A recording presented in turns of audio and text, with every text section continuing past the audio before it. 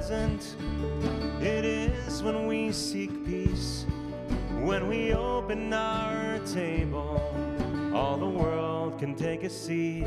Oh, we are stronger when united, one people under one God. Hidem matov u'manayim, shevet achim gam yachad. We are all together, we are all together, we are all together. Hidem matov, we are all together, we are all together, we are all together. All right, let's hear your voices sing it. Let's try it. Here we go. We are all together. We are all together. We are all together. Hinei Matov. Join us. We are all together. We are all together. We are all together. Hinei Matov.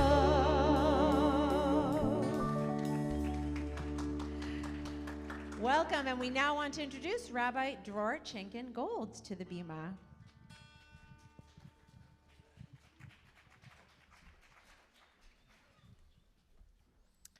Good evening, everyone. Thank you for joining us here today, and welcome to Anshe Emet's annual Visionaries Awards. We are so grateful to be together to celebrate wonderful builders of our community, to celebrate the strength of the Jewish people, and to celebrate in song.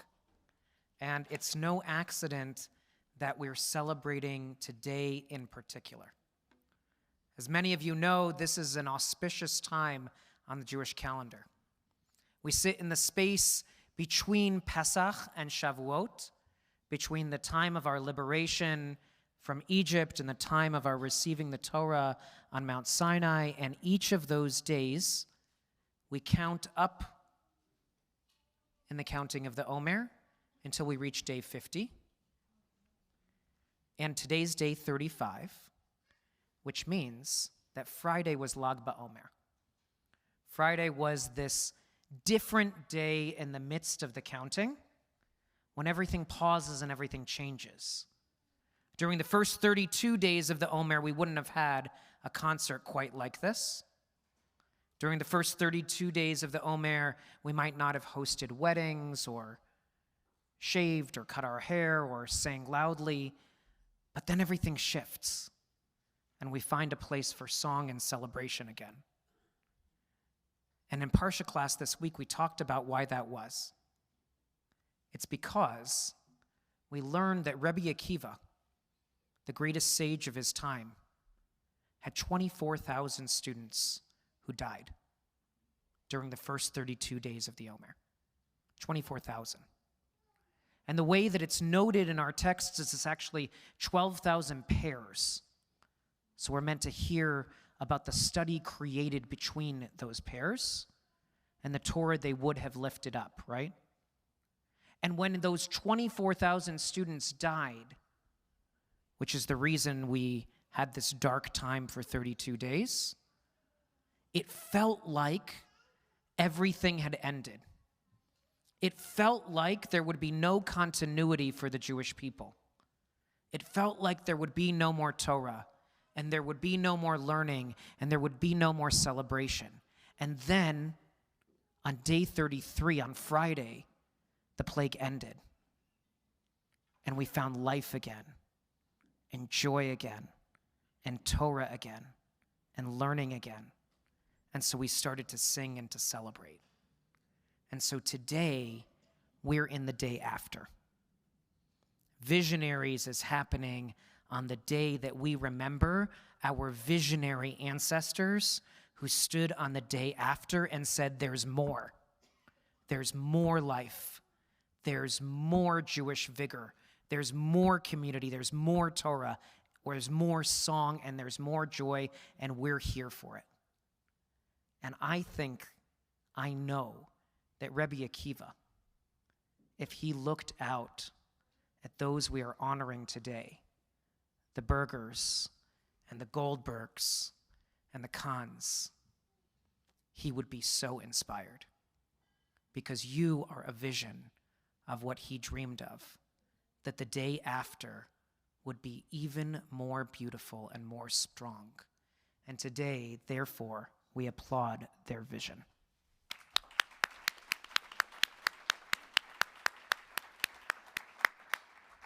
These Visionary Awards were established by Rabbi Siegel as a way of honoring those in our community who build the values on which Rabbi Siegel has established the Anshe Emet Synagogue, with learning and with community and with giving back, with study, with charitable giving, and with compassion.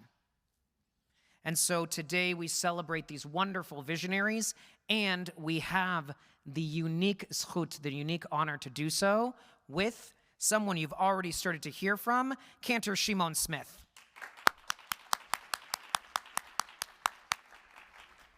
Shimon serves as the music director, youth family director at Romamu in Manhattan, where he creates music every day, and amongst other things to know for our community, where he mentors our own Mark Luban, a child of our congregation of Ben Bait, who has said to us that Shimon is one of his greatest teachers and mentors and has helped him grow in immense ways, which in a way, Shimon, we want to thank you, because that's our kid too.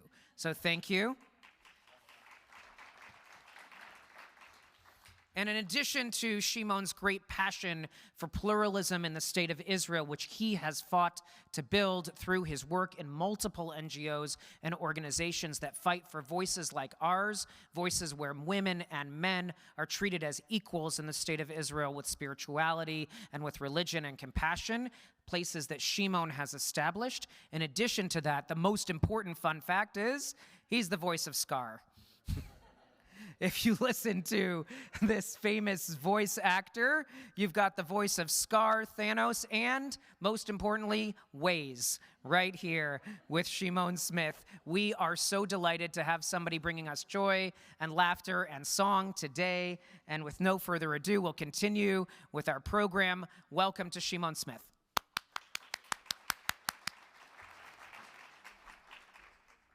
Would like to invite everyone to rise as Cantor Berkey comes forward to lead us in the national anthems.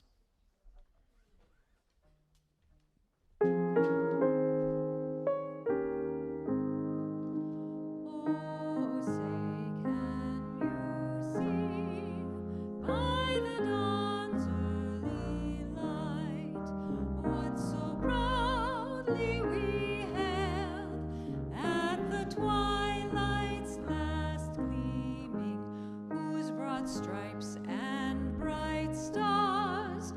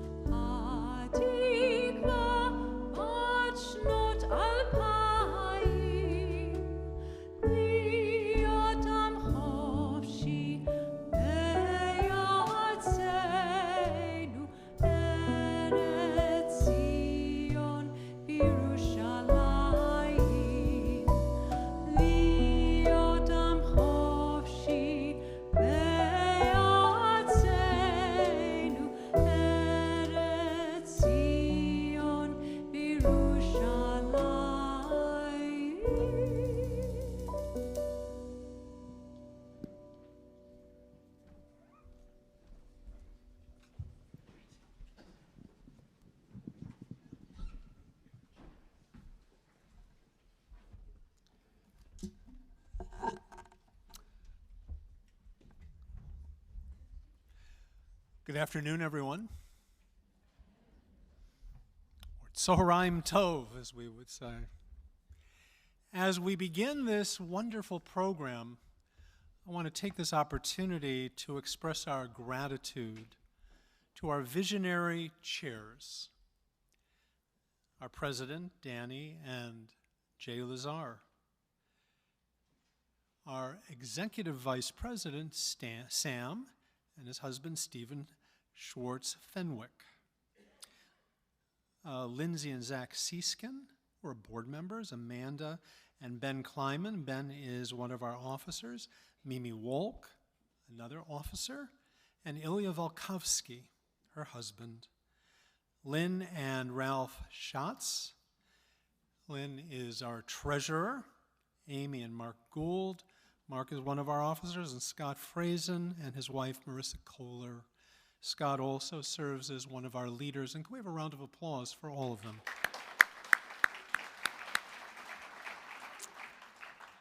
Our gratitude also goes to our generous donors who are listed in the program, who made this event possible, and who have supported so much important work in our community. Net proceeds of the 2025 Visionaries celebration will fund the Kids Fundee at Anshe Emet. This fund supports scholarships for Jewish summer camps, Israel travel experiences, and Jewish day school. We are indebted to all those who have so generously supported this event. Thank you all.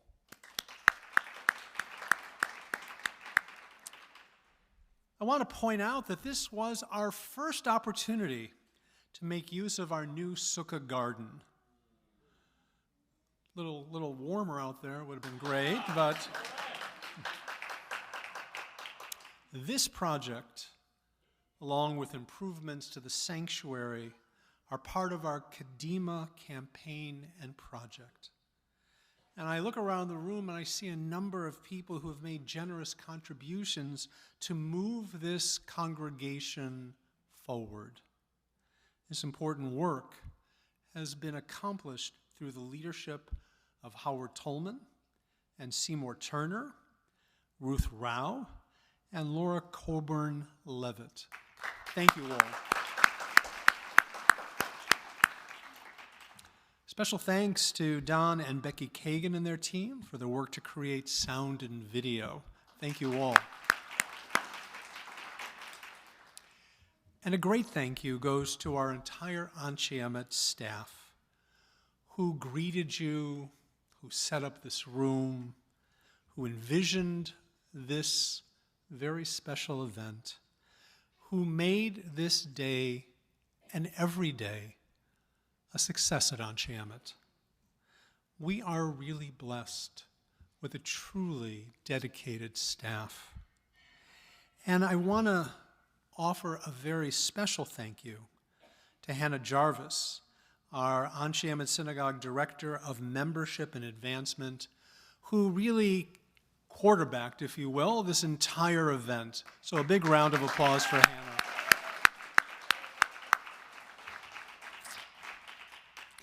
Our yearly Visionaries event is an opportunity to celebrate our Anshe Emet community. I have long known that our congregation is made up of some of the most extraordinary people in the city of Chicago. Whether it's in the area of medicine, finance, education, industry, politics, law, or business, you will undoubtedly find a member of this congregation in a leadership role. This day, this Visionaries event, is our congregation's opportunity to celebrate the remarkable work of our membership. And throughout the history of the Jewish people, beginning with Avraham and Sarah, in every age up until the present, Jews have always been a people willing to see beyond what is before us and to look for what can yet be. The people we honor today each are a visionary in their own right, helping us as a community to see farther and create new possibilities, and with those new possibilities, new vistas for us to look to. This year, we celebrate the work of 3 remarkable Anshe Emet families. The Kahn family will receive the Anshe Emet Visionaries Award. J.R. and Katie Berger will receive the Anshe Emet Changemakers Award. Bill and Judy Goldberg will receive the Anshe Emet Kinor Award. Can we have a round of applause for all of our honorees?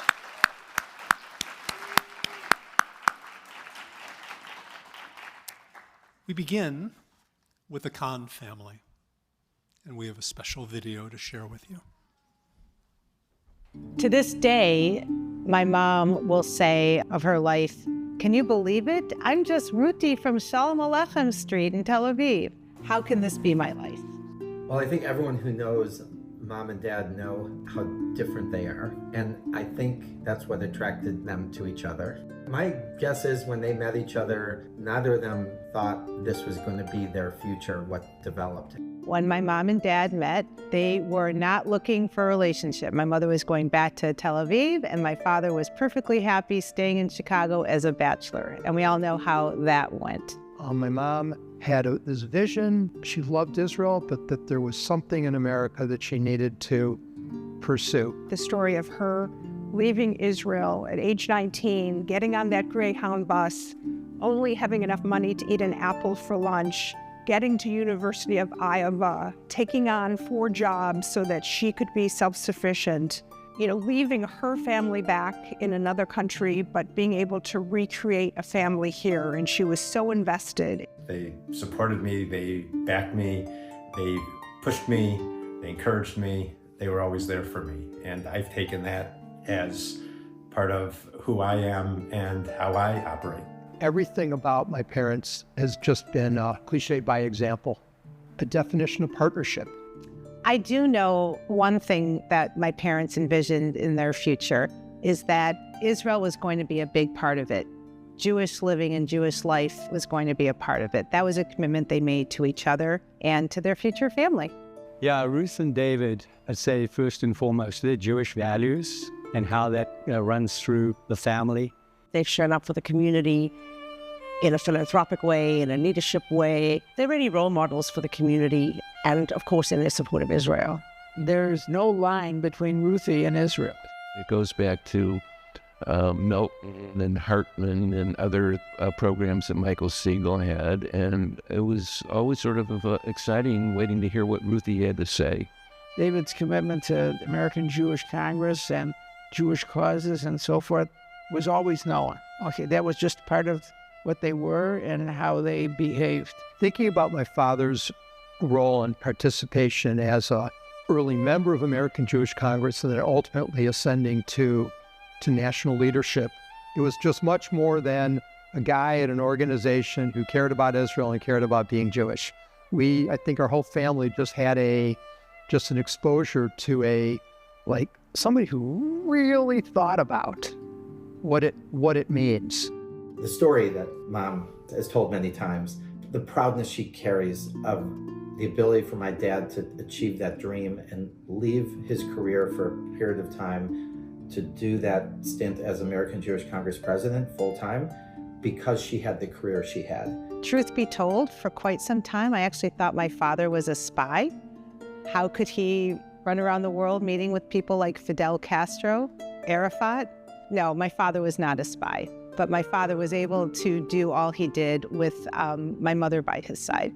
So Ruthie was one of the first women on the Chicago Board Options Exchange back in 1974, a year after it started. But the fact that she was able to not only show up, but then probably do it better than everyone else in the room. The way she just adapted to it and took it on as a 5'3" Israeli woman on an extremely male-dominated trading floor is a story of legends that people still talk about when they meet me and say, you're Ruth Kahn's son? I love that question. She's fast thinking, fast acting, fast talking, whatever, and it's just all adds up to good. She describes all of her grandchildren, and each and every one of them is unique and different, and she sees them precisely and specifically for who they are, and it's just amazing and beautiful. When you call Safta, she starts talking. Before you can even get a word in, she's already asking me questions. They usually start with her telling me I'm working too hard. All of my friends know Safta. They've met her throughout the years, and whenever I get a call from her and I'm with them, they make sure to say hello. And they always check in on how she's doing, which is really special. She always immediately seeks out like the new person in the group or the family or the person not sitting next to someone and smothers them in love. So I feel like I hit the jackpot in a lot of ways. Her presence is a present, as they say. I just love her and admire her so much and really, really value our relationship. I think she's sort of like my fan club. She just really is always there to give a lot of support and encouragement. We talk on the phone like we're old friends. She just has this outlook that's just so contagious, and you can't not have her chutzpah when you're with her. Generally speaking, Safta fires me up. You know that you have the greatest champion in your corner and probably just got 10 compliments that you haven't gotten in years in just 1 minute of speaking to her, because she believes and is so invested wholeheartedly in everybody that brings her so much joy and never wastes any opportunity to let everybody else know that. Safta is the type of person that so values the collective, so values her family, so values others, and doesn't like to make a big show of something all about her. That was how they showed their love, is let's be there for you, let's support you, share this experience with you, and show up with enthusiasm and curiosity. She's never stopped learning, and she's never stopped being curious, and she's never stopped teaching me to be curious, and I really value that.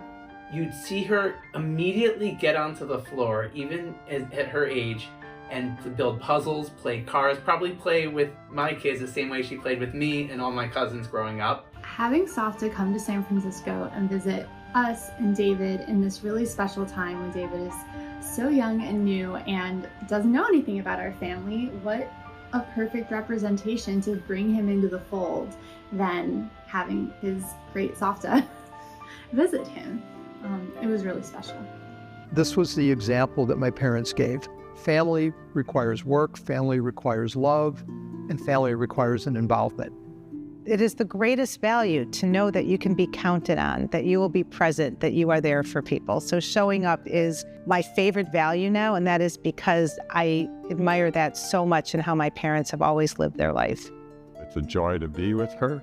We just enjoy showing up for each other. Ruthie has an understanding of what the moment means, of being present, of being involved right now.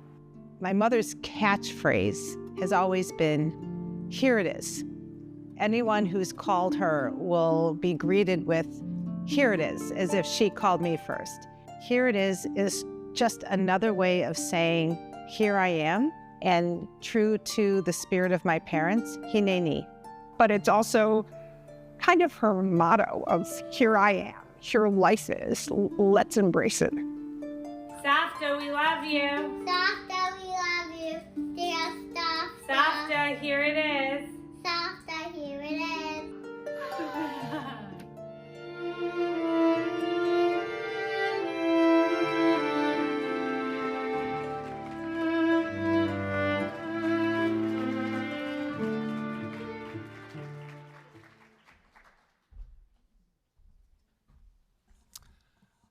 Beautiful.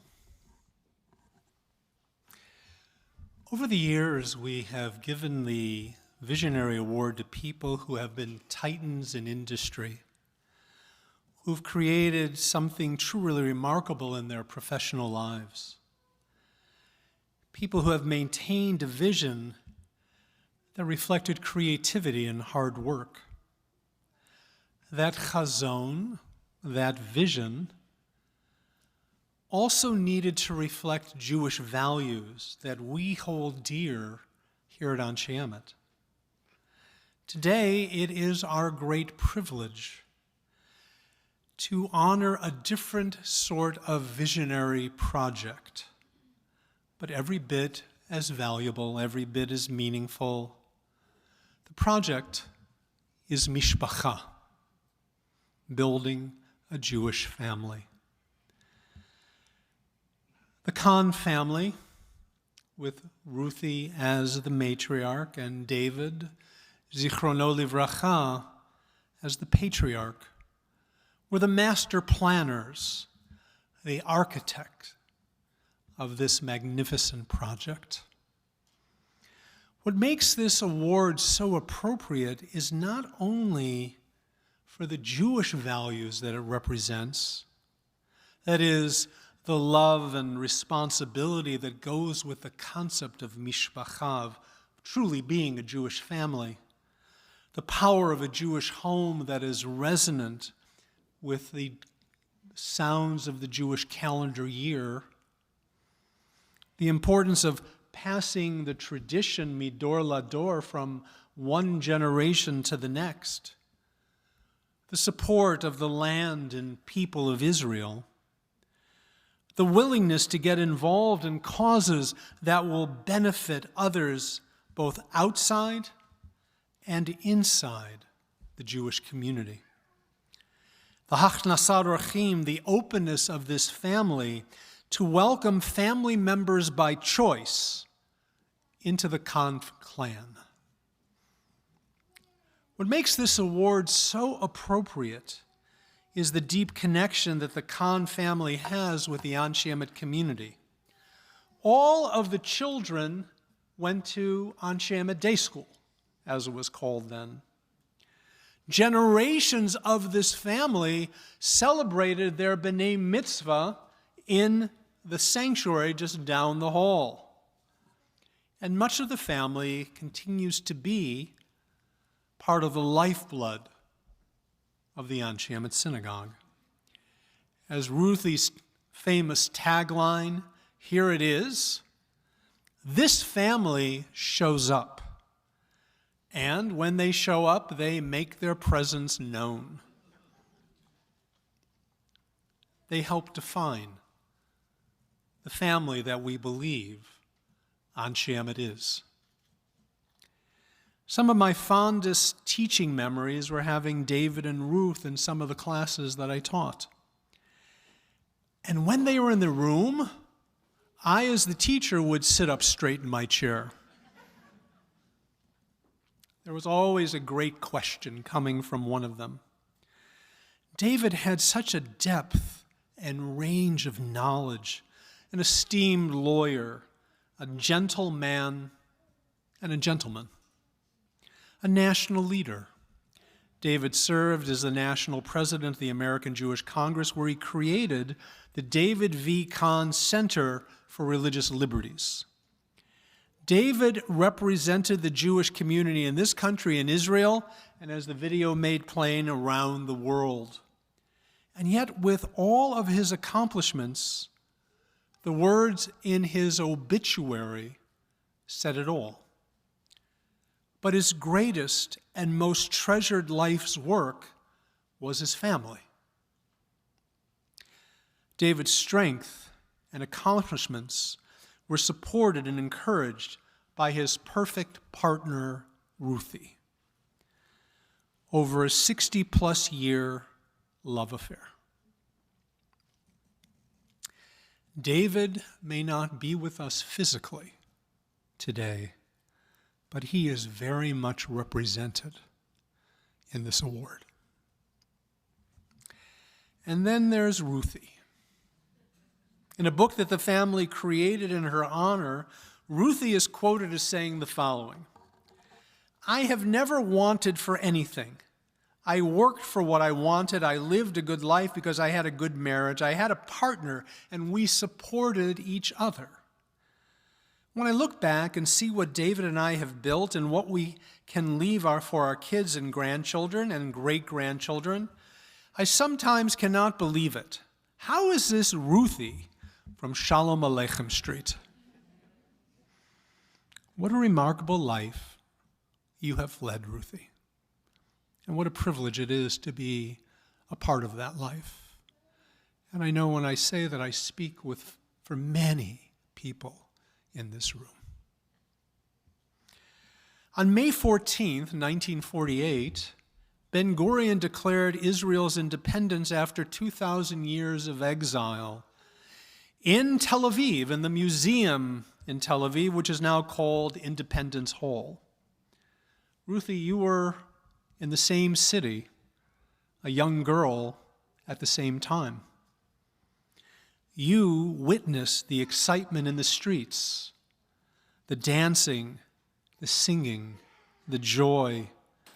You were there, or as you put it, here it is. You grew up in a country that was struggling but strong.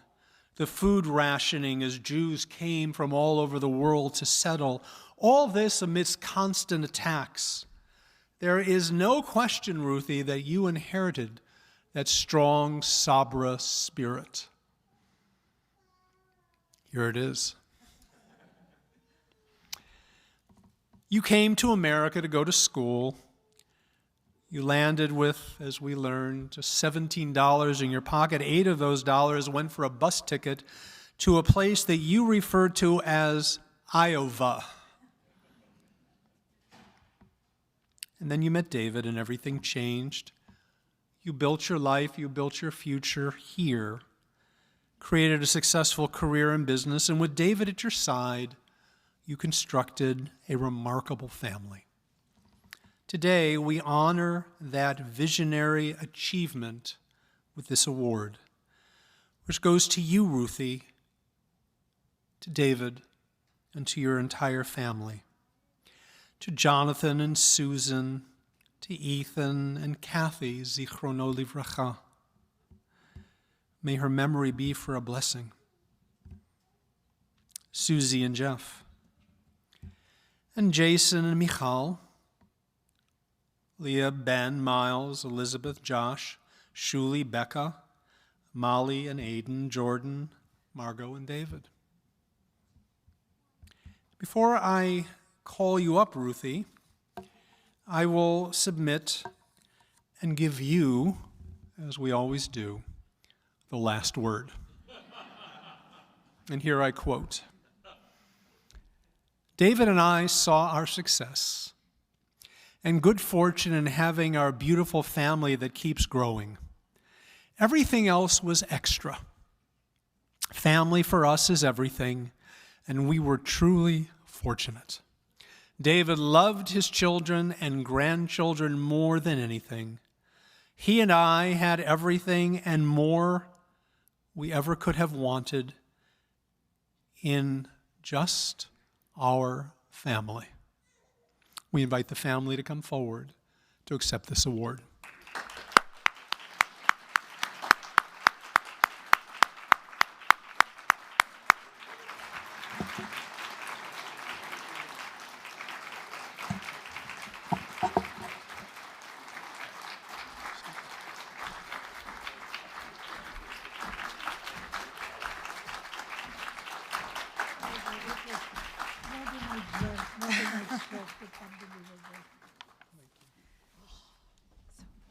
Friends, you can be seated. Okay, so you're going to have, so now she has to stand here while we say, are we speaking now? Or? Yeah. Okay, here we go. Because after that, I got nothing left to say. Thank you so much, Rabbi Siegel, and thank you for reading the book. Copies will be on sale in the lobby. They won't be, but really, thank you. To hear her words spoken like that was truly beautiful. Hello, everybody, and it is truly an honor to be here with all of you and to have our parents be among those recognized by Rabbi Siegel and the Anshe Emet community in such a meaningful way. As someone who would much rather shine her beautiful light on others than be in the spotlight, our mother asked that the three of us speak on her behalf. And I'm no stranger to this dynamic. I'm going to tell you all a little secret.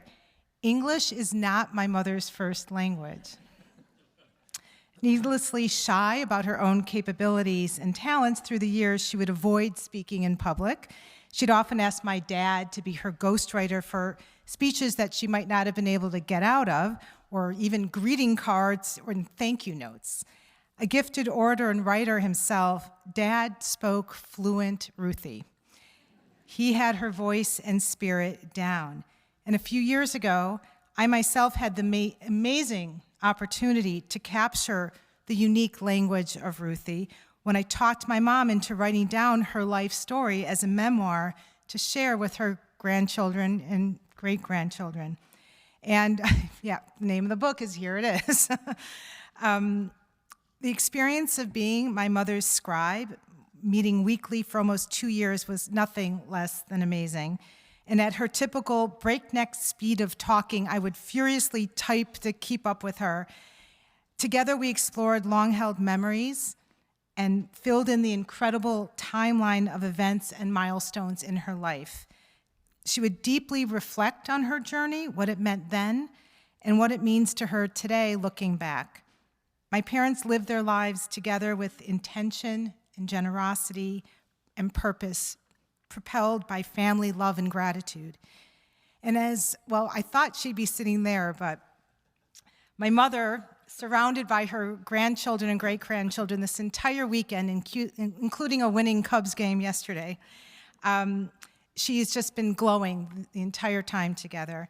And I'm realizing this is one of those very rare moments that all of us, our family, get to see my mother in the spotlight. There's more. Thanks, Susie.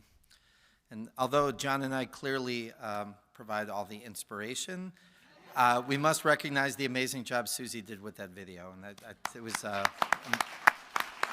incredible. So I have a few minutes to talk about Ruthie. No problem. So here it is. First, a quick story on why my mom is Ruthie to me. I'm a summer clerk working for Rick Options, which is my mom's trading firm on the Chicago Board Options Exchange. My job is to run around the trading floor, putting in tickets and checking with brokers on the status of open orders.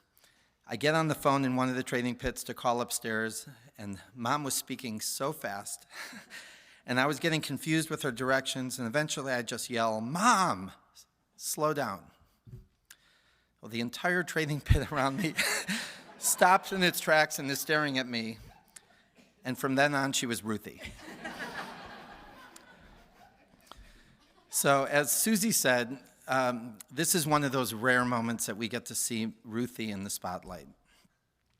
In fact, when Rabbi Siegel asked Ruthie to consider the Visionary Award honor, she quickly replied no.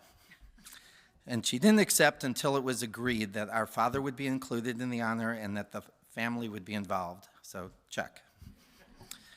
I love the video's portrait of my mother, of our mother, and I won't repeat all the wonderful tributes here. There's another 30 to 40 minutes of video that you haven't seen if you're interested.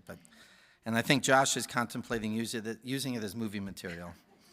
But what I'd like to focus on is the all-encompassing role that Anshe Emet Synagogue and Bezades has played in our family throughout our entire lives.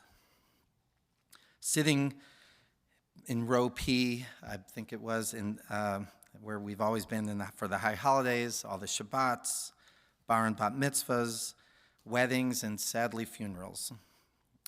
The numerous classes and lectures many of us have attended here given by our brilliant rabbis and guest scholars, and of course, Grandparents' Day here at Bezades, including one notable year where they made 6 classroom visits in one day, including the adopted Kotzi kids for the day. And we are all just so proud of our Savta, our mom, our Ruthie.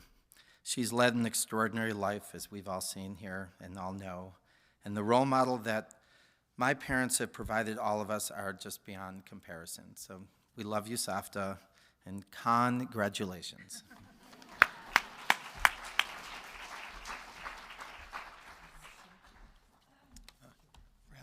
Thank you. Everyone, thank you. Hello again. I'd like to thank you also for taking the last half hour or so to get to know the Kahn family a little better as we honor our beloved Savta and her husband David, Pop, of blessed memory. Susie referenced this, but as a small appreciation for this honor, my mother will be making available her long-awaited tell-all on the secrets and recipes for success in options trading, the book titled How to Make Money Trading with an Accent. Be available on Amazon, and for those who, like my mother, like a deal, there will be several copies at the library and books on tape. Our video, my brothers and sisters' remarks, and the rabbi's beautiful words have tried to paint a canvas describing the remarkable person my mother is and the extraordinary gift everyone touched by her and my father have received. As Susie wrote, my mom and dad's secret power was how they not only complemented each other so beautifully in their partnership and love affair, but through their relationship they made each other better, stronger, able to fulfill their dreams and goals and build and nurture their loving family. By example, and not fully appreciated till my maturation caught up with my stunning gray hair, the lessons my mother gave me throughout her life regarding marriage, family, and women in the workplace have been instrumental in my marriage, and in a small way, the examples I seek to give my son and 2 daughters as they navigate life. Mom, Savta, Ruti, thank you for being that tough, brave, wise beyond her years, loving and fiercely loyal woman who embarked on that extraordinary journey from Tel Aviv to Iowa to Chicago. As Susie and Ethan wrote about that spotlight, Mom, it is shining brightly on you today and every day, and we could not be happier. With all our love, me, Susan, Ethan, Susie, Jeff, Jason, Michal, Leah, Ben, Miles, Elizabeth, Becca, Josh, Shuli, Molly, Aiden, Jordan, Margot, and David. Thank you.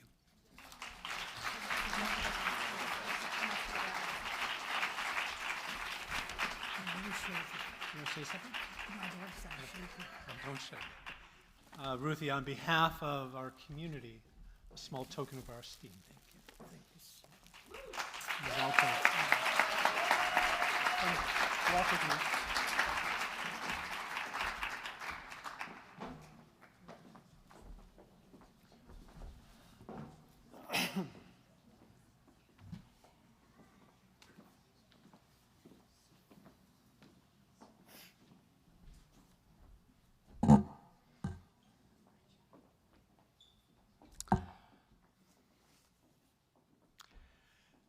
And now we turn our attention to Katie and J.R. Berger. I hold in my hands a framed silver wedding anniversary invitation. It was held in Chicago on Mohawk Street, and to be exact, on August 23rd. The year of the invitation was 1885. What makes this invitation something that I proudly keep in my office is the couple whose 25th wedding anniversary was being honored, Mr. and Mrs. Lazarus Levy. You see, Lazarus Levy was one of the founders of the Anshe Emet Synagogue in 1873.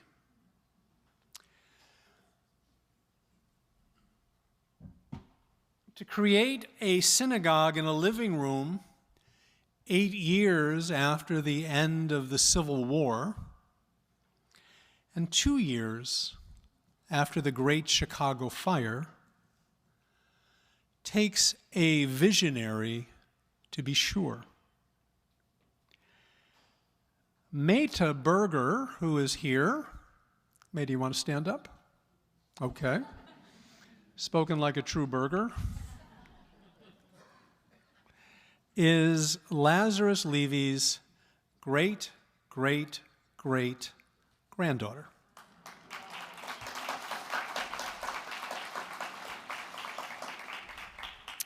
And that makes J.R. Lazarus Levy's great-great-great-great-grandson.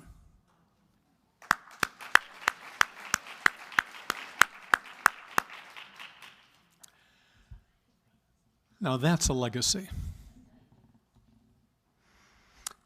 And the Berger family proved to be visionaries as well. They are responsible for some of the most iconic buildings on Lakeshore Drive. J.R. Berger is part of that line that leads all the way back to Lazarus Levy. And he has continued his family's legacy in real estate and development. We are proud of the Berger family's still very close connection to the Anshe Emet Synagogue. It wasn't all that long ago that J.R. stood on the bima as a bar mitzvah. And it's nice to know that Michael is now teaching at the day school.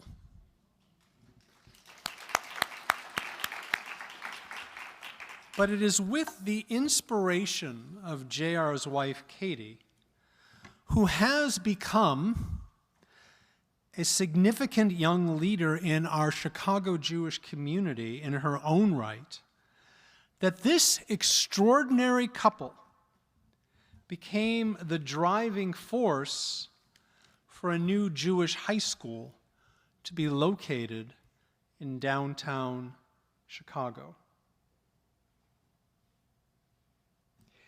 And I just want to acknowledge some very proud parents of Katie and JR today. Robin, Marilyn, and Lauren.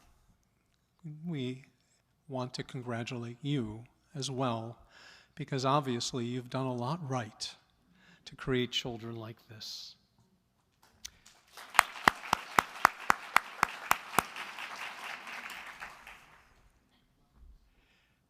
They are visionaries, and they have become the driving force for a new Jewish high school to be located in downtown Chicago. In part, it is a response to our post-October 7th reality for Jews in America. J.R. and Katie were witness to the anti-Israel rhetoric that has become commonplace in their children's private school that ultimately brought them here to the Bernard Zell Anshe Emet Day School. But they are big thinkers, and they envision something much larger.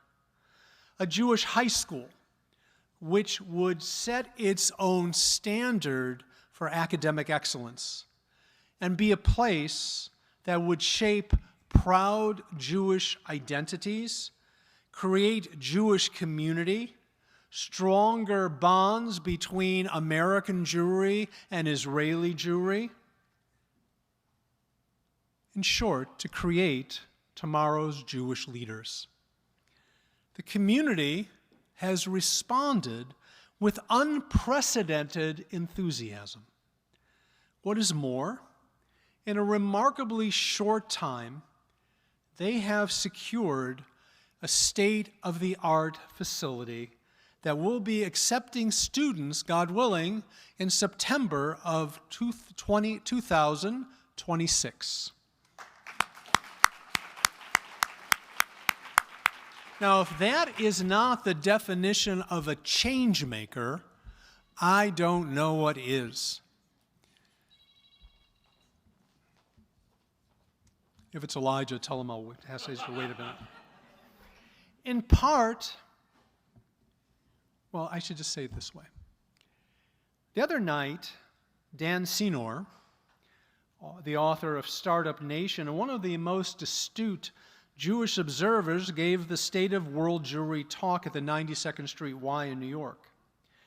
As Dan is a noted expert on Israel, it was right to think that his entire address would be directed through that lens. But that is not where he took that talk. Dan Senor spoke passionately to American Jewry and challenged them to embrace their Judaism and their Jewish identity and the need to support the next generation through quality Jewish day schools and Jewish camping. Here's an excerpt from his remarks. The data here are not complicated. Day school alumni are more than twice as likely to feel connected to their Jewish identity compared with their peers. They're 4 times as likely to feel strong connection to Israel. Rabbi Jonathan Sacks once said, "To defend a country, you need an army, but to defend an identity, you need a school." Day schools strive to be living, breathing Jewish communities where students absorb Judaism through every sense, where they learn not just Jewish ideas, but how to think, how to argue respectfully across differences, how we build community. They learn Hebrew and how to pray. They learn how to be a mensch. At Jewish day schools, practicing Judaism is normative. Studying Jewish texts, caring about Israel, it's all the norm. It's not weird.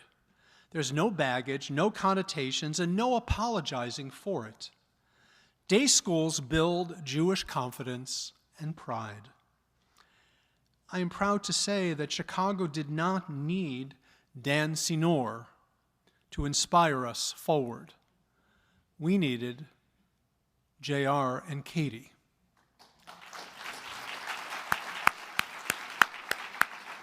And a number of other Jewish leaders who are supporting this effort. In some ways, I believe this is a family tradition. It took vision and not a little bit of chutzpah to create a synagogue after the Chicago fire.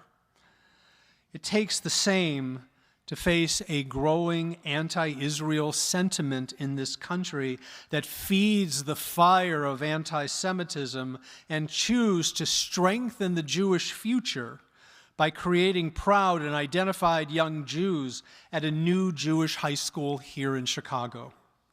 Thanks to the leadership and vision of J.R. and Katie Berger, Chicago will have a world-class Jewish high school downtown, and the positive change that will come from it will be felt for generations to come. Please welcome the recipients of Anshe Emet's Changemaker Award, J.R. and Katie Berger.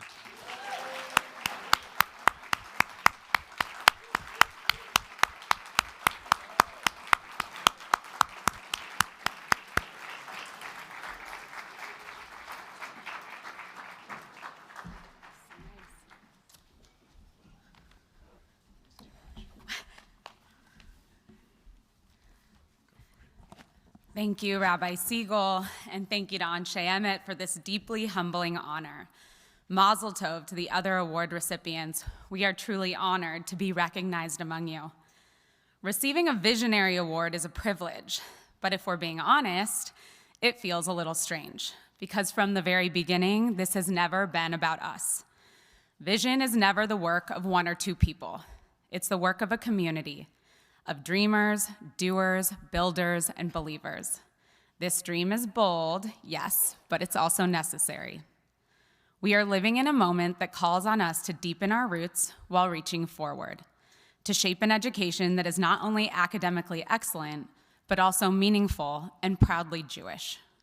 A school rooted in Jewish values, anchoring on teaching kids not what to think, but how to think. A school that reminds them, you are part of a legacy passed down through generations, and now it's yours to shape. To be transparent, we had written a different speech, but then we listened to Dan Senor's State of World Jewry address this week at the 92nd Street Y.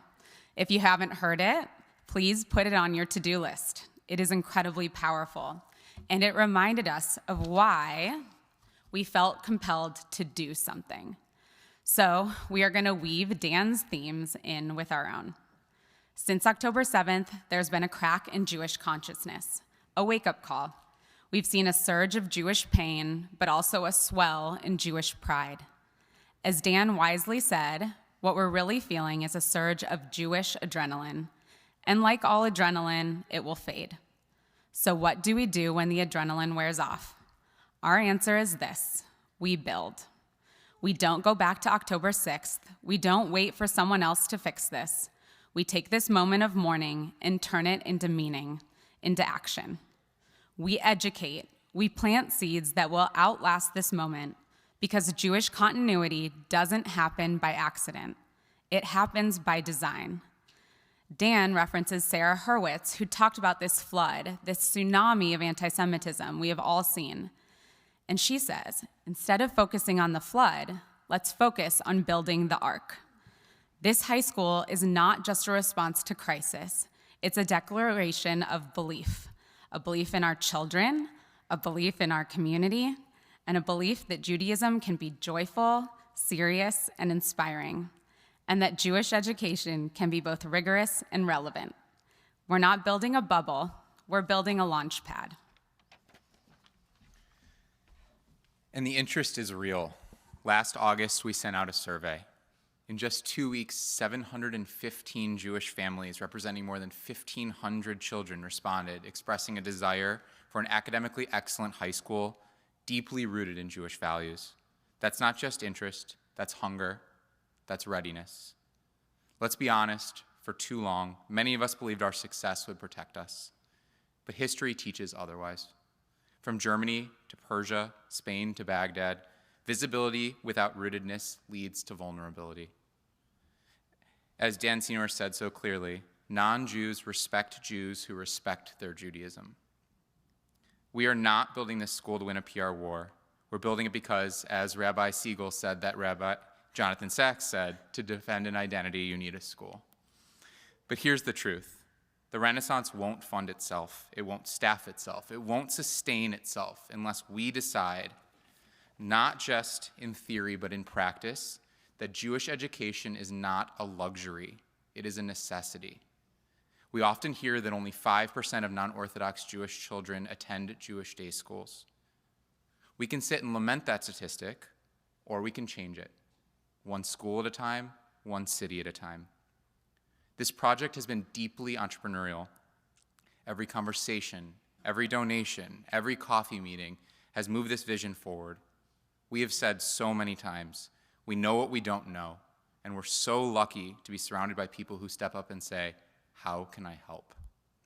To our founding board, to Ron Huberman, to Carol Rubin, to Becky Shalit, to Ira Weiss, thank you.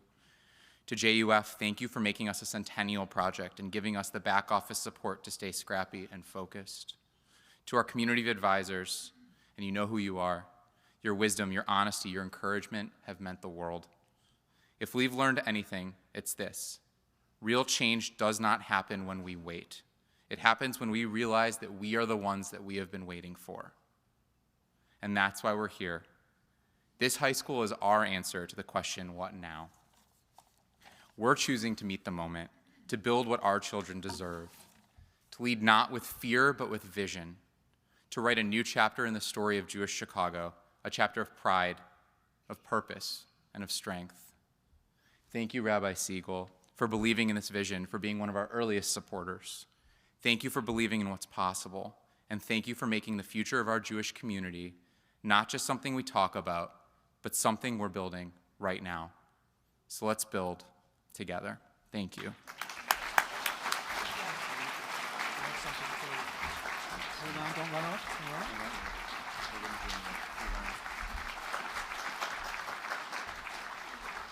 Sharon, Katie, on behalf of a grateful congregation, we have this gift for you.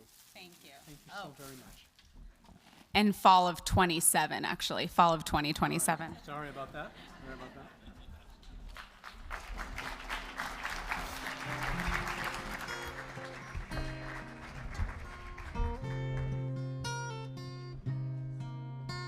I cannot think of a better lead-in to invite you to share your voices with ours. A text by Arik Einstein that says, Ani ve'ata nishane et ha'olam. אז יבואו כבר כולם, אמרו את זה קודם לפניי, לא משנה. אני ואתה נשנה et ha'olam. You and I will change the world. You and I, and then all will join us. Though it's been said before, it doesn't matter. You and I will change the world. You and I will start from the beginning. It may be difficult, but it's nothing. It's not so terrible. אני ואתה נשנה את העולם. אני ואתה, אז יבואו כבר כולם. אמרו את זה קודם, לפניי, זה לא משנה. אני ואתה נשנה את העולם.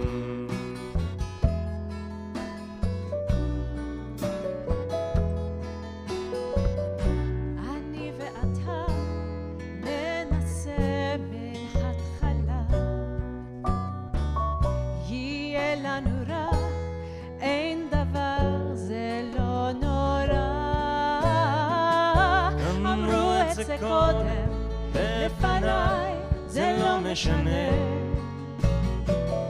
אני ואתה נשנה את העולם.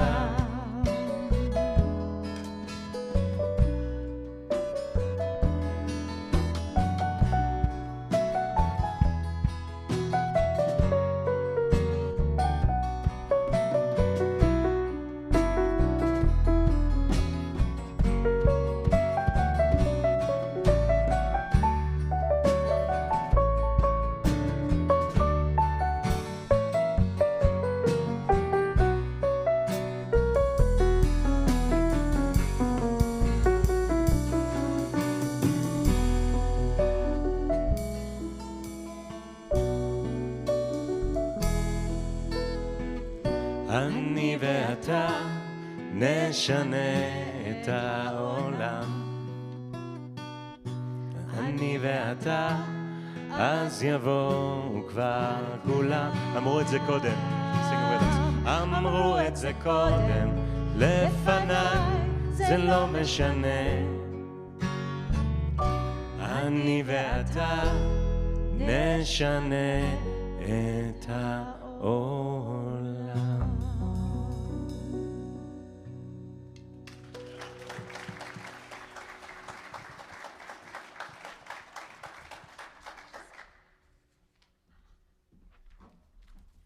Okay, I'm coming over here now. We have a little special addition to our program tonight. Today, somewhere near Atlantic City, New Jersey, at the Seaview Hotel, hundreds of conservative cantors from across the country are gathering for a week of learning, community, and of course, singing at the Cantors Assembly Annual Convention. Attending these conventions is really fun, and it's such a privilege to be reminded of the beautiful and holy work that we are blessed to engage in as clergy and as singers of the people of Israel. Tomorrow afternoon at the Cantors Assembly Convention, our very own Chazan Alberto Mizrahi is going to be awarded the very well-deserved Samuel Rosenbaum Memorial Award for his lifetime achievement in the cantorial arts.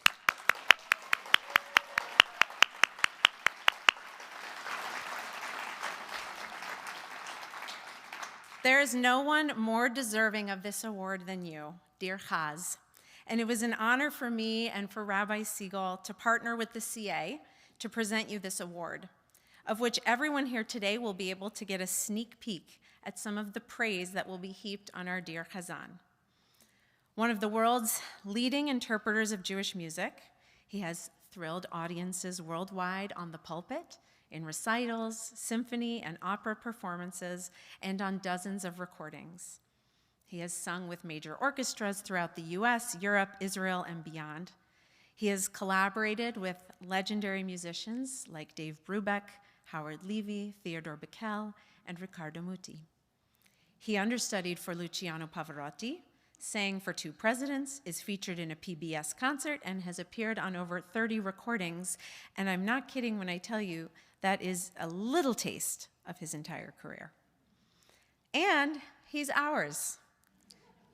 So with all of these flashy accolades, we are most proud that you, Debbie, and Belina have made Anshe Emet your home for over 30 years, and that every Shabbat during that time, it was your voice that ignited our prayers in song.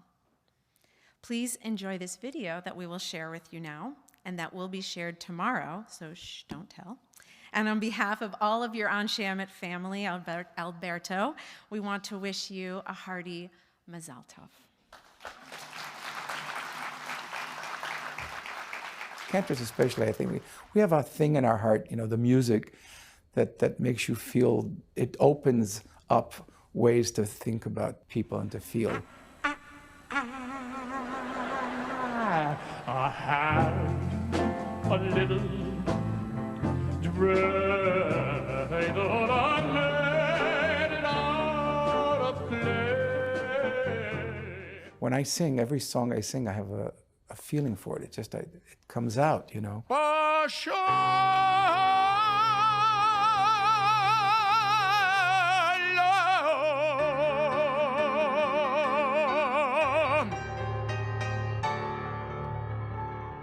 It's a challenge for me not to add too much, to strike a balance between the written notes and the written word and what a cantor is likely to want to inflect on a piece. Some pieces lend themselves more to that than others.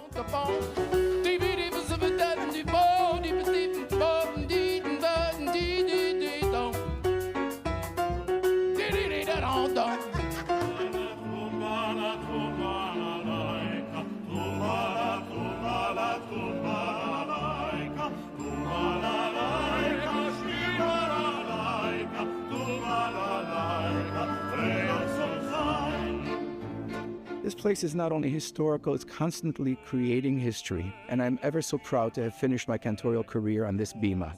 The congregation just feels like an extension of our families. I do feel that way about every single person that walks in on Rosh Hashanah and Yom Kippur, that they're all my closest friends.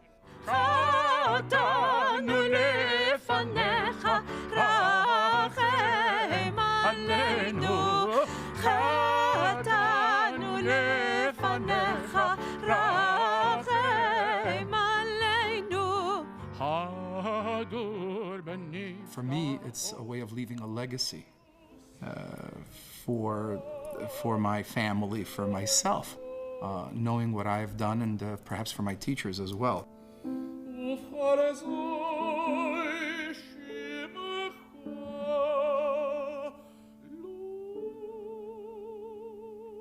I feel very thankful that I can be with people and make them feel better.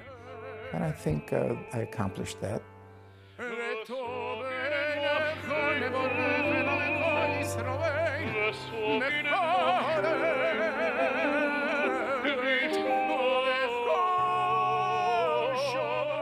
Everyone has to do something that they love, or should. Not everybody gets a chance to do what they really, really love.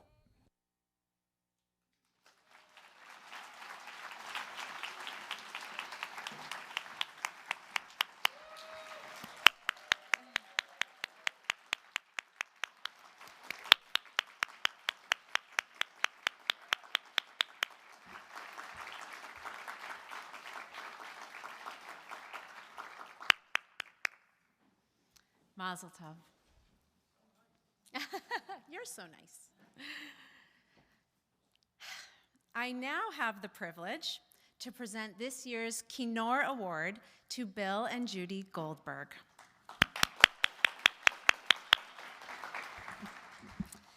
The Kinor, an ancient instrument recognized as a lyre or a harp, has come to represent the musical, artistic soul of our people, recognized through its connection to King David, who played this harp and used it in his poetry, expressing the depths of anguish and the heights of joy and celebration of our people.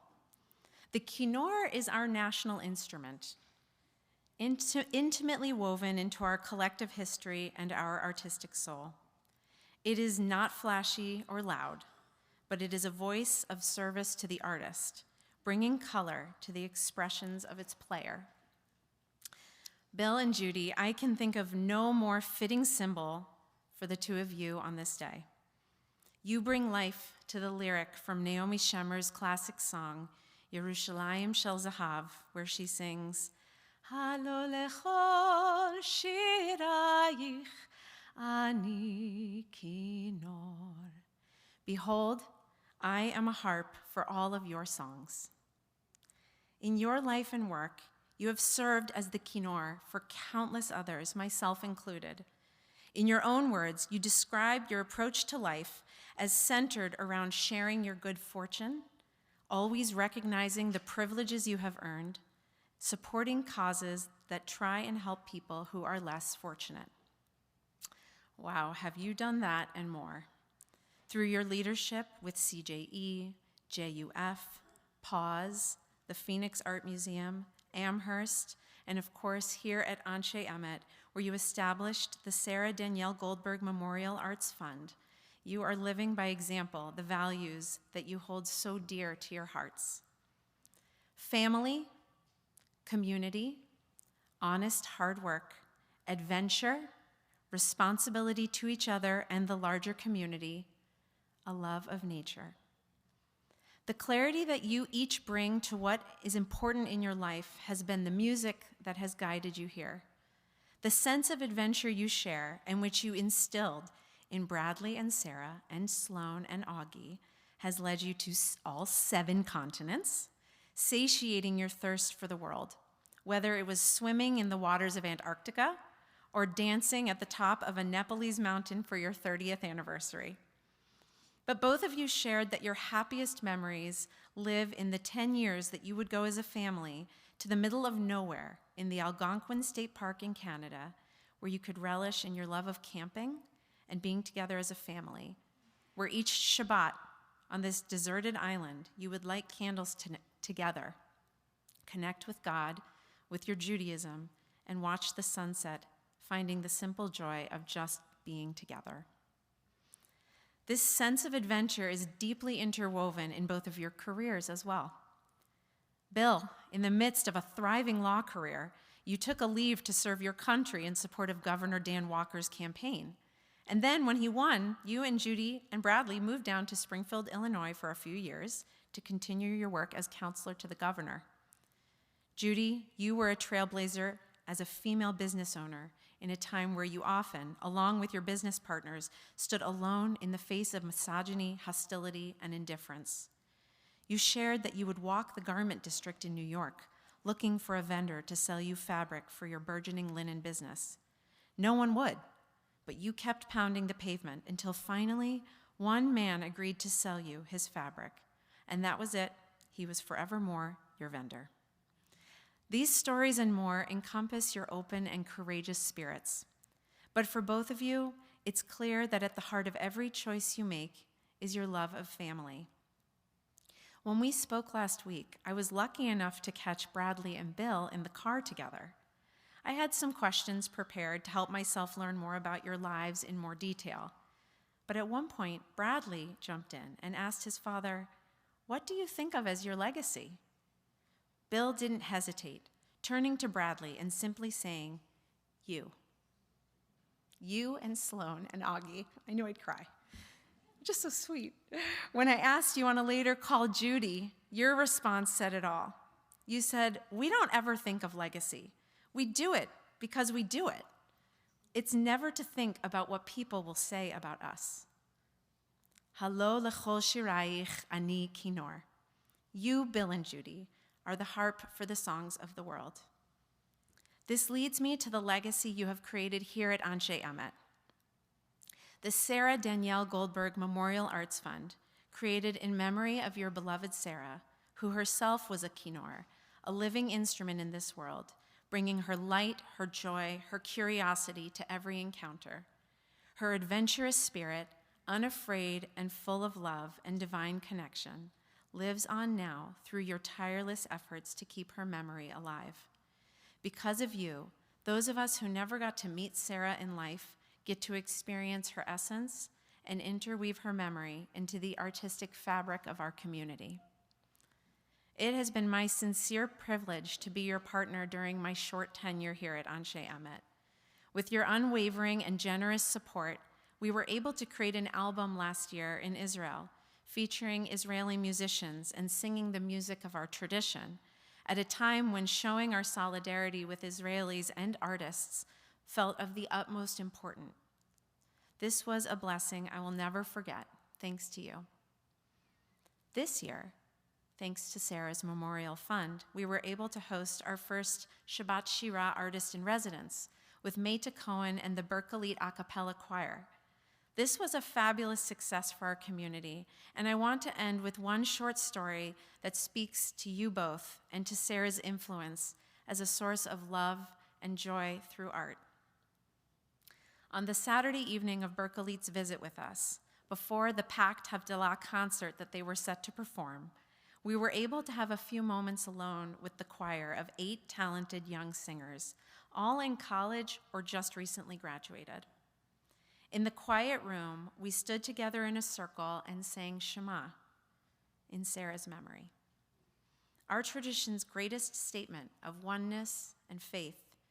Each voice represented a string on the kinnor, together blending in beautiful harmony.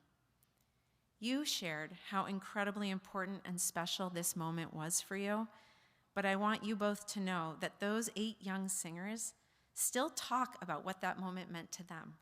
And they shared later that they kept Sarah and her memory in their hearts during the concert, and they still talk about her and the two of you to this day. Halo lechol shiraich ani kinor. Bill and Judy, for your dedication, love of community, love of the arts, and most of all, the love of your family, and how you have taken unimaginable pain and turned it towards beautiful and creative opportunity for others. It is our privilege to present you with this year's Kinnor Award.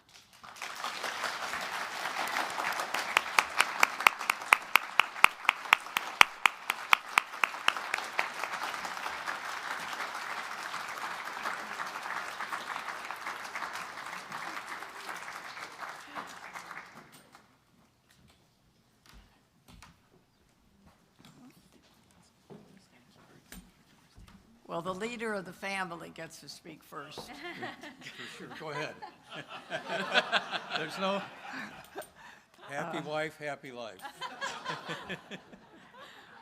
I thank you so much. I know Bill thanks you, and our son who flew in last night from the East thanks you.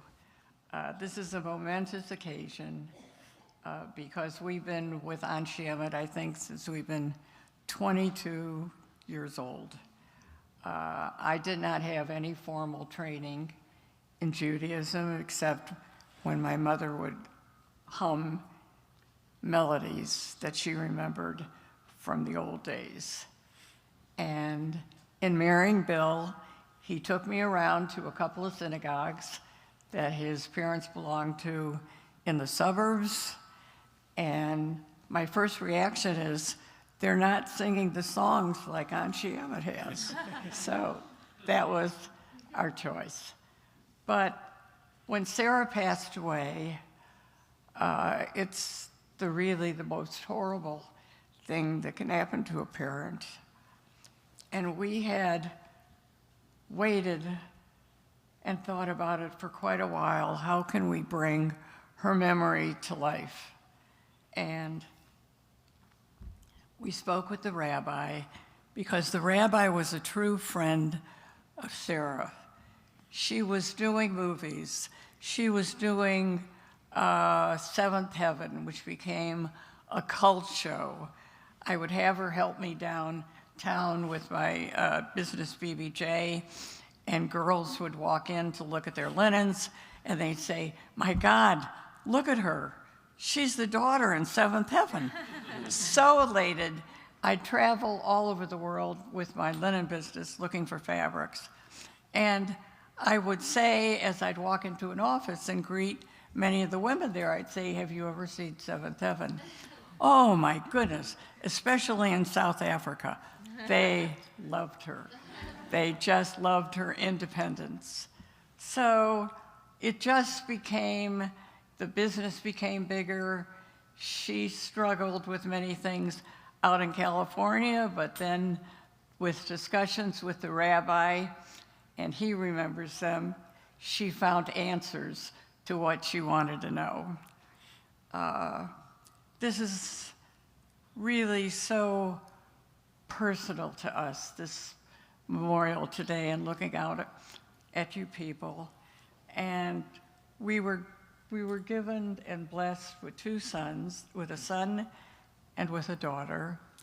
My son doesn't live here, my grandchildren don't live here, and a lovely wife. And it's just very hard when they're away. But thank goodness he flew in a night ago to be here under duress. He did. He had to be Not here. true. No. Immediately he did it. And it's been wonderful. And working with Rachel has been a dream. Every time she starts talking to me, I say, what is it? And she just, I cannot thank the Anshe Emet community enough, because they've helped us get through a horrendous time that no parent should ever go through. And it's been wonderful, our association. And when we see the films and Rachel tells us what she did, it's wonderful. So I thank you. I've spoken too long. I will let my husband say a few words and my son. Very few words. Right, go ahead. Great. Well, everything that Judy says, I agree with. Rachel, thank you.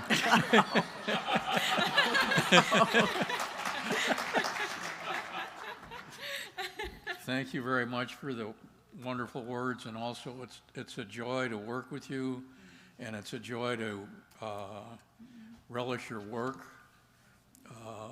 You bring a joy and a sense of participation.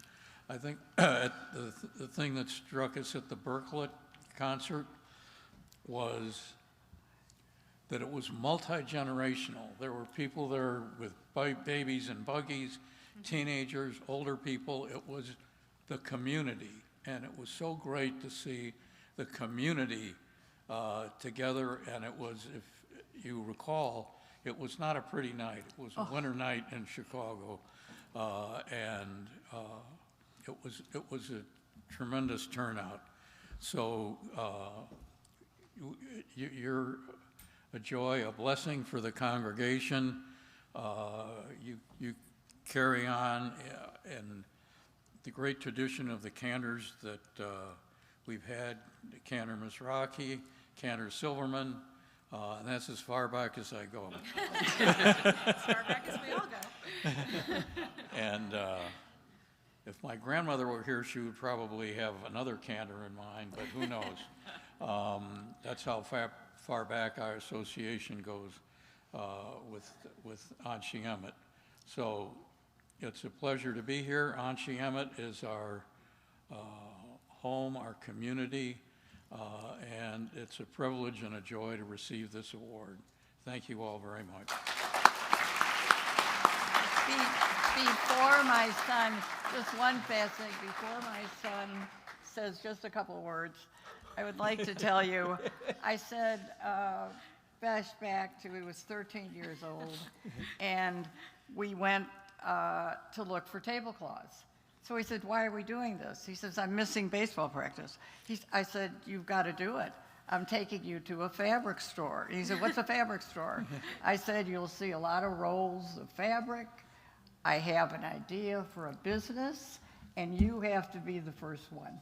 So I took him to Fishman's on the south side, and all he saw were rolls of fabric, and he said, what do I do? I said, which one looks pretty to you? He said, they're all pretty. I said, no, one has got to look better than the other. So he did pick out one. He picked out Cherry Blossom, which was a Japanese fabric. And then I feel that it was just an amazing thing, because he went on to finish college, to go 3 years to school in Japan, become fluent, and it sort of guided his way.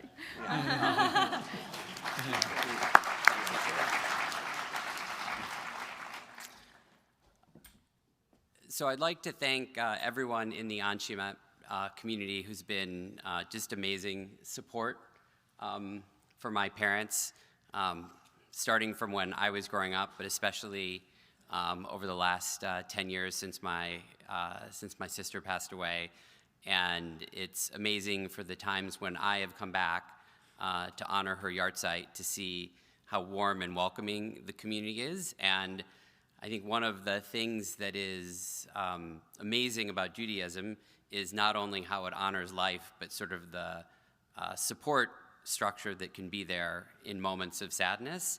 And I think you really can see that in the community. And so living out in Seattle, I've been grateful to know that they've had such support and friendship from Rabbi Siegel and from Cantor Brook and from many others here. And I think the work that my parents have done to find inspiration and to try and capture Sarah's spark as an inspiration for others has been amazing. So thanks for the community and thanks for honoring them. This is for you. This is a special gift for you. Thank you.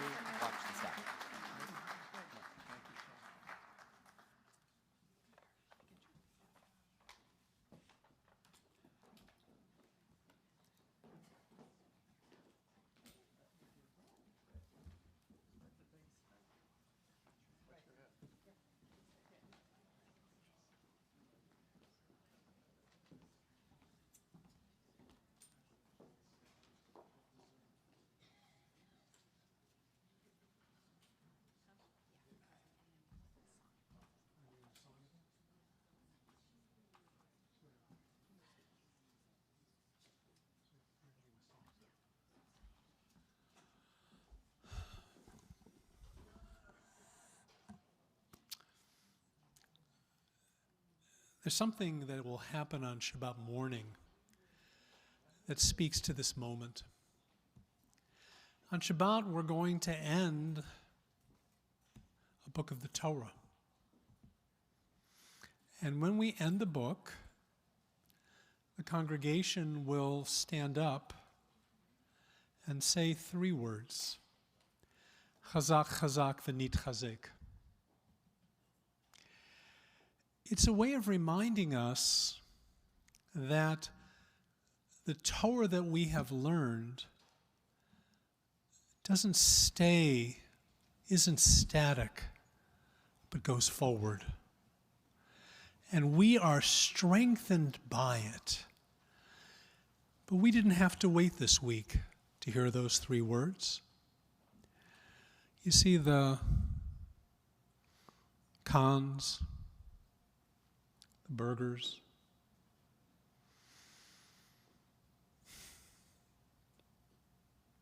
and the Goldbergs.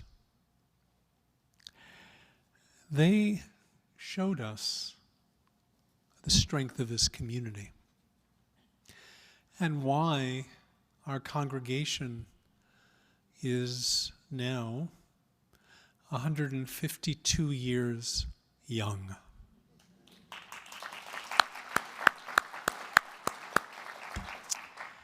I would like to invite the Kahn family, the Goldbergs, and the Berger family, all of them, to please rise.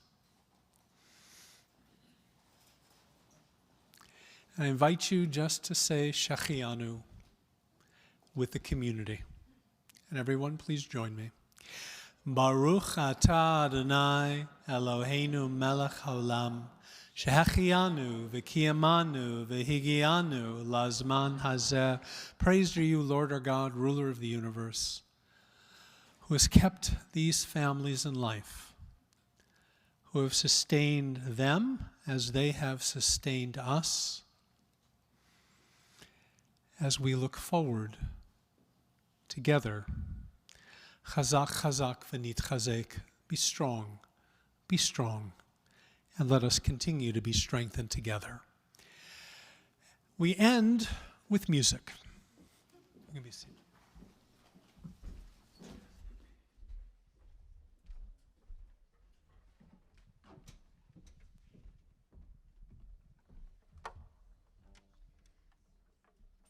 Well, we get set up, I want to give a big yasher koach and toda rabah to our wonderful band.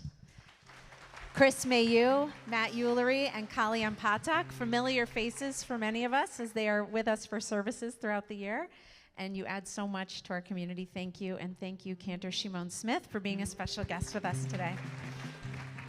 Hi, everybody. It's such an honor to be here tonight with all of you and with all our visionaries. This next song is called Change, and it's a song that is it's a reimagining of the Naomi Shemer song Al Kol Ele. And she sings Al Hadvash ve'al ha'oketz, Al Amar ve'hamatok. And with that, she reminds us of what's important, of those differences, the honey, the sting, the bitter and the sweet, and our families. And listening and seeing all of you tonight, all of you visionaries, it really is inspiring to me. And when we did this song in past high holidays, and Mark Lubin, by the way, was instrumental in this song as well. And that's an instrumental, Mark Lubin, yeah. And who I love working with him. Thank you for Mark. We did this, and we were imagining what is important in life. And it begins with the word change.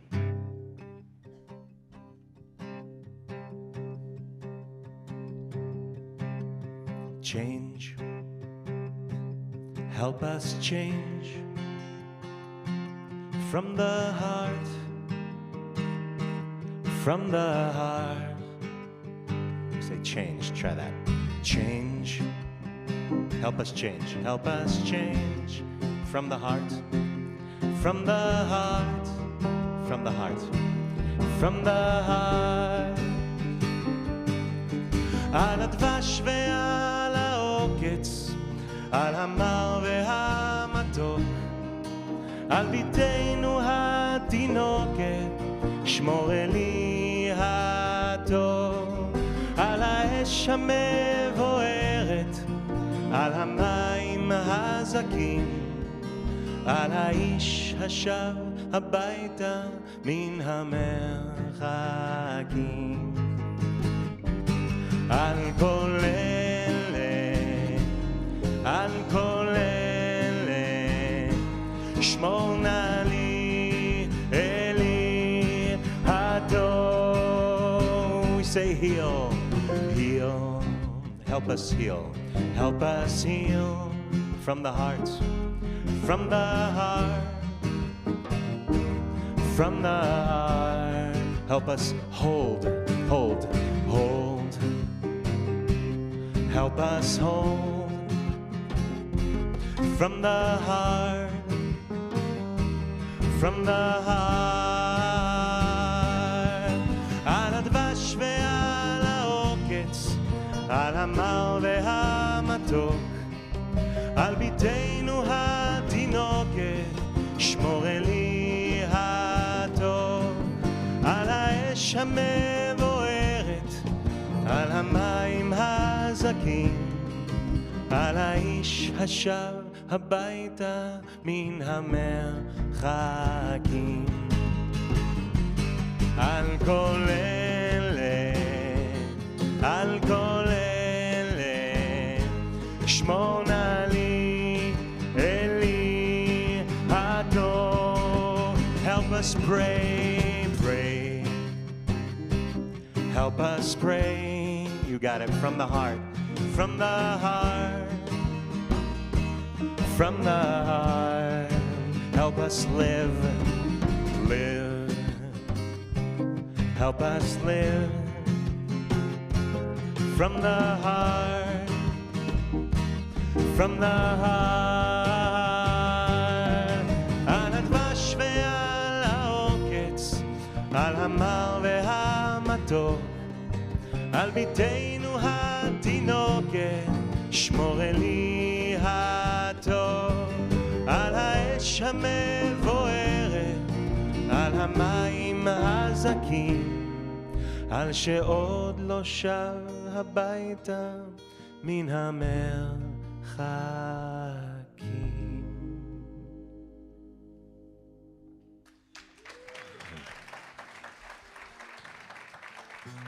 I'd like to invite everyone to please rise. Can everybody rise, please?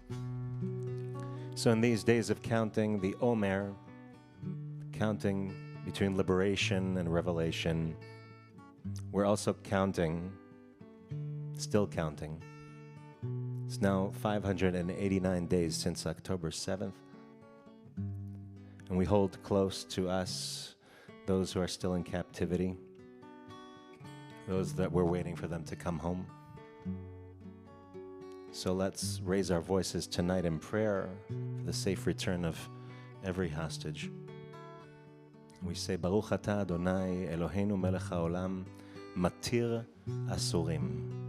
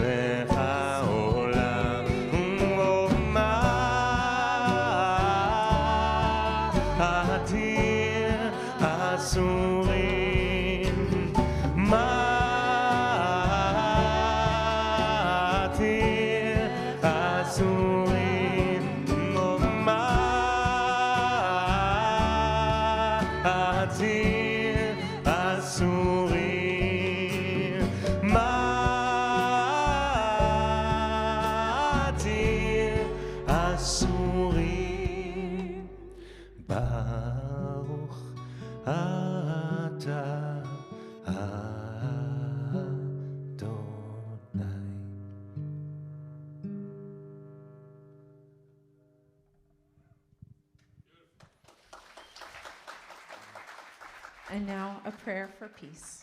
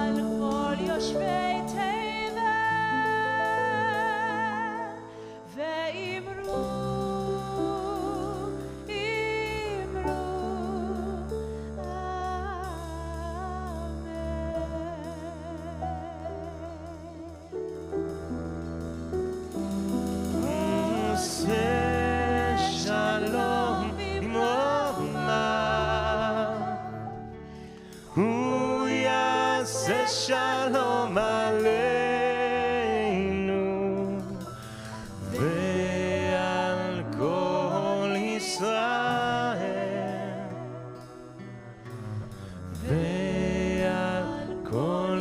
יושבי תבל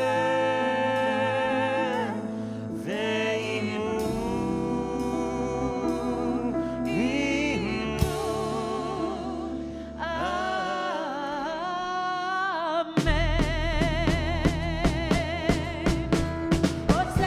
שלום במרומיו, הוא יעשה שלום עלינו ועל כל ישראל ועל כל יושבי תבל ויהיו אמן.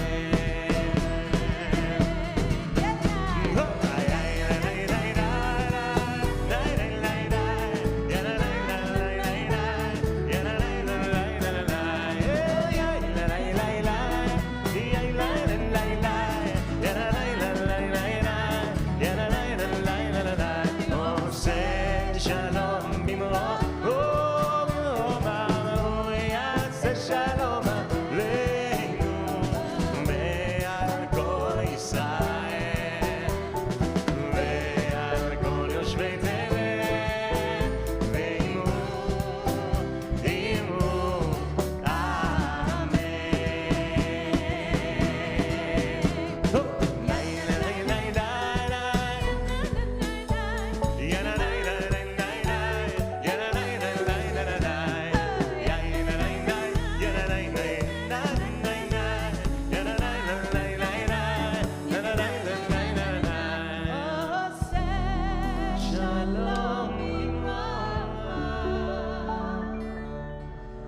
הוא יעשה שלום עלינו ועל כל ישראל ועל כל יושבי תבל ועימו